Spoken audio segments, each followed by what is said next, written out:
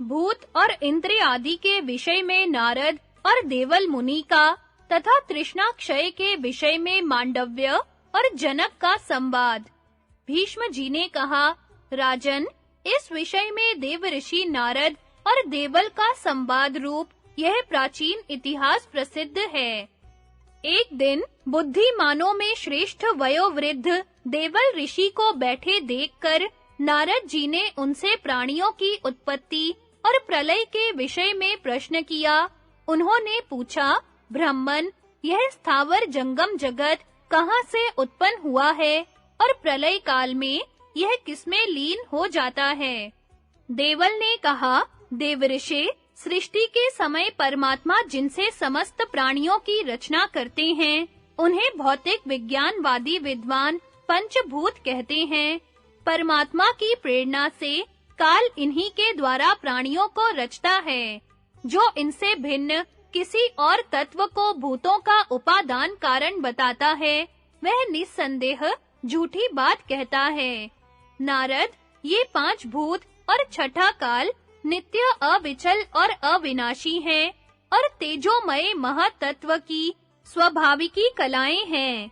किसी भी युक्ति या प्रमाण से इन 6 के अतिरिक्त कोई और तत्व नहीं बताया जा सकता। इसलिए जो कोई दूसरी बात कहता है, उसका कथन अवश्य निर्मूल है। तुम यही निश्चय करो कि 6 ही जगत रूप में स्थित हैं।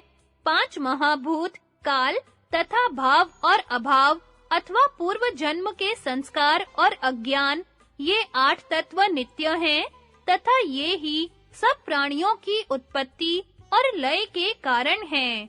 प्राणियों का शरीर पृथ्वी का विकार है, श्रोतेंद्रिय आकाश से उत्पन्न हुई है तथा नेत्रेंद्रिय सूर्य से, प्राण वायु से और रक्त जल से उत्पन्न हुए हैं। विद्वानों का मत है कि नेत्र, नासिका, कर्ण, त्वचा और जिह्वा, ये 5 ज्ञानेंद्रियां ही विषयों को ग्रहण करने वाली हैं। इन पांचों को देखना, सूंघना, सुनना, स्पर्श करना और रस ग्रहण करना, ये 5 गुण हैं तथा रूप, गंध, शब्द, स्पर्श और रस, ये 5 विषय हैं। किंतु इन पांचों विषयों का ज्ञान इंद्रिय को नहीं होता। इन्हें जानता तो क्षेत्रज्ञ ही है। शरीर और इंद्रियों की अपेक्षा चित्त श्रेष्ठ है, चित्त से मन श्रेष्ठ है, मन की अपेक्षा बुद्धि श्रेष्ठ है और बुद्धि से भी क्षेत्रज्ञ श्रेष्ठ है। जीव पहले तो अपनी इंद्रियों द्वारा उनके अलग-अलग विषयों को प्रकाशित करता है, फिर मन से विचार करके बुद्धि द्वारा उनका निश्चय करता है। अध्यात्म चिंतन करने वाले पुरुष 5 इंद्रिय तथा चित्त, मन और बुद्धि, इन 8 को ज्ञानेंद्रिय कहते हैं। हस्त, पाद, पायु, उपस्थ और मुख, ये 5 कर्मेंद्रिय हैं। इनका भी विवरण सुनो। मुख इंद्रिय का उपयोग बोलने और भोजन करने में है। पाद चलने की और हस्त काम करने की इंद्रियां हैं तथा पायु और उपस्थ त्याग करने वाली इंद्रियां हैं। इनमें पायु इंद्रिय मल त्याग करती है। इसके सिवा छठी इंद्रिय बल अर्थात प्राण है। इस प्रकार मैंने अपनी वाणी से तुम्हें समस्त इंद्रियां और उनके ज्ञान, कर्म एवं गुण सुना दिए। जब अपने-अपने काम से थककर इंद्रियां शांत हो जाती हैं, तब मनुष्य सो जाता है। इंद्रियों के निवृत्त हो जाने पर भी यदि मन निवृत्त न होकर विषयों का ही सेवन करता रहे, तो उसे स्वप्न अवस्था समझना चाहिए। जागृत अवस्था में जो सात्विक, राजस और तामस भाव प्रसिद्ध हैं, उन्हीं का भोगप्रद कर्म की सहायता से स्वप्न में अनुभव होता है। 5 कर्मेंद्रियां, 5 ज्ञानेंद्रियां, प्राण, मन, चित्त और बुद्धि, ये 14 इंद्रियां और सत्व आदि 3 गुण, ये 17 तत्व माने गए हैं। इनसे पृथक 18वां जीव है, जो शरीर में रहता है और नित्य है।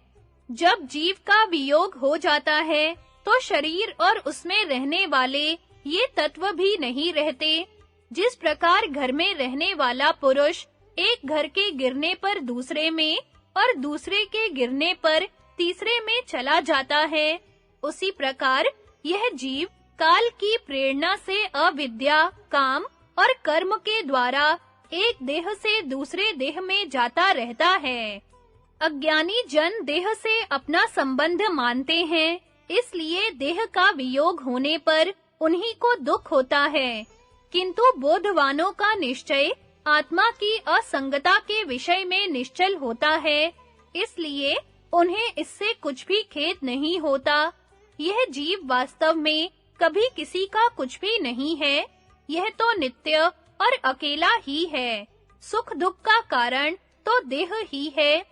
जीव ना कभी उत्पन्न होता है और ना मरता है। जब कभी इसे तत्व ज्ञान होता है, तो शरीर के संबंध से छूटकर परम गति प्राप्त कर लेता है। देह पुण्य पापमय है, कर्मों के क्षय के साथ इसका भी क्षय होता रहता है। इस प्रकार शरीर का क्षय हो जाने पर यह जीव ब्रह्म तत्व को प्राप्त हो जाता है। पुण्य पाप के क्षय के लिए आत्मज्ञान ही साधन है। उनका क्षय होकर जब जीव को ब्रह्म भाव की प्राप्ति हो जाती है, तभी विद्वान लोग उसकी परम गति मानते हैं। राजा युधिष्ठिर ने कहा, पितामह, हम बड़े ही क्रूर और पापी हैं। हाय, हमने केवल अर्थ के लिए ही अपने भाई, पिता, पौत्र, सजातीय, सुहृद और पुत्रों का संहार कर डाला। हमारी यह अर्थ तृष्णा किस प्रकार दूर होगी? भीष्म जी बोले, राजन, एक बार मांडव्य जी ने राजा जनक से ऐसा ही प्रश्न किया था। उस समय विदेह राज ने जो बात कही थी, वह पुरातन इतिहास मैं तुम्हें सुनाता हूँ। राजा जनक ने कहा था, मेरी कोई भी वस्तु नहीं है, इसलिए मैं मौत से जीवन व्यतीत करता हूँ। यदि मिथिलापुरी में आग लगी हुई है, तो भी मेरा कुछ नहीं जलता। जो बोधवान होते हैं, उन्हें बड़े समृद्धि संपन्न विषय भी दुख रूप ही जान पड़ते हैं, किंतु अज्ञानियों को तो तुच्छ विषय भी मोह में डाल देते हैं। लोक में जो काम जनित सुख है और परलोक का जो दिव्य सुख है, वे दोनों तृष्णा क्षय से होने वाले सुख के 16वें अंश के समान भी नहीं है। जिस प्रकार काल क्रम से बछड़े की आयु बढ़ने के साथ सींग भी बढ़ते जाते हैं, उसी प्रकार धन के साथ तृष्णा की भी वृद्धि होती जाती है। यदि थोड़ी सी वस्तु भी अपनी मान ली जाती है, तो नष्ट होने पर वही दुख का कारण बन जाती है। इसलिए कामनाओं की वृद्धि नहीं करनी चाहिए। कामनाओं की आसक्ति दुख रूप ही है। यदि किसी प्रकार धन मिल जाए, तो उसे धर्म में ही लगा दे, भोगों की सामग्री इकट्ठी न करे। विद्वान अन्य सब प्राणियों को भी अपने ही समान देखता है। इसी से वह कृतकृत्य और शुद्ध चित्त होकर सब वस्तुओं को त्याग देता है। वह सत्य असत्य, हर्ष शोक, प्रिय अप्रिय, भय अभय आदि सभी द्वंद्वों को त्याग कर अत्यंत शांत और निर्विकार हो जाता है। तृष्णा का त्याग दूषित अंतःकरण वालों के लिए अत्यंत कठिन है। यह मनुष्य के बूढ़े हो जाने पर भी शिथिल नहीं होता तथा उसके जीवन पर्यंत रहने वाले रोग के समान है।